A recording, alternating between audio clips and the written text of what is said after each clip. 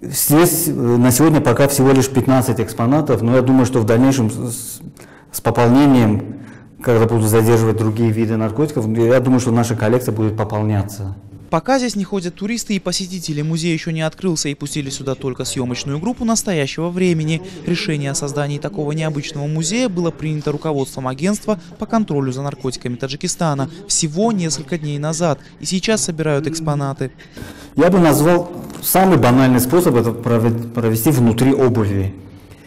Это самый древний способ. Еще в 30-х, 40-х годах прошлого века провозили наркотики внутри каблука. Одевали туфли на 2 размера, на 3 размера больше, и в оставшемся пространстве провозили, скажем, 100-150 граммов кокаина. Небольшие дозы запрещенных препаратов в обуви, предметах быта, детских игрушках, напитках. Вот самые распространенные методы контрабанды. Здесь, пожалуй, единственное место, где можно узнать о каждом в подробностях. Например, тут в бензовозе было обнаружено тайника, в котором было очень много, более 90 килограммов опия.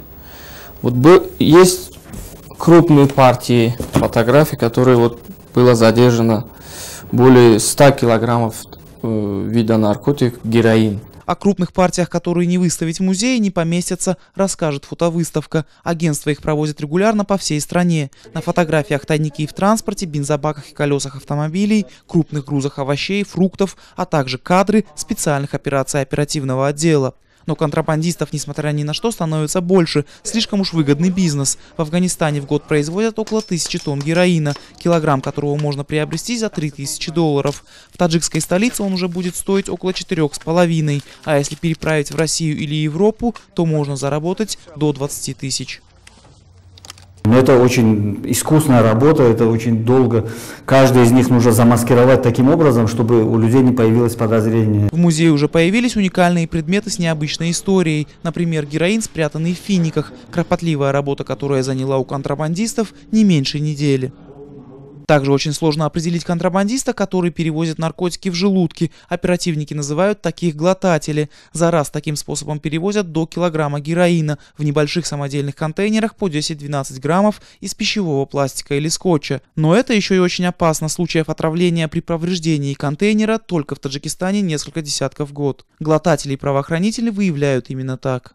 Наркокурьеры обычно не стоят на одном месте, они тоже с каждым днем придумывают все больше и больше изощренные способы маскировки наркотиков. На вопрос, не станет ли музей мастер-классом для контрабандистов, сотрудники агентства ответили отрицательно. Экспозиция направлена на просвещение жителей страны, в первую очередь молодежи, что контрабанда и торговля наркотиками тоже убийство, и за каждым граммом стоит чья-то жизнь.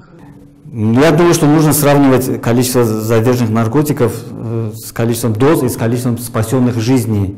Потому что это может, если назвать сумму, скажем, на 1,5 миллиона, это может соблазнить каких-то других людей на легкие деньги, на какую-то наживу. И поэтому я думаю, что нужно всегда измерять задержанные наркотики в количестве доз и в количестве спасенных жизней. В этом году в Таджикистане уже более 2 тонн наркотиков изъяты сотрудниками агентства и других правоохранительных структур. Например, в тюрьмах страны более 70% женщин сидят именно за контрабанду наркотиков. В агентстве надеются, что данная задумка поможет удержать от нарушения закона хотя бы несколько человек, а это десятки спасенных жизней. Анушер Арипов, Насим Исамов. Настоящее время. Таджикистан.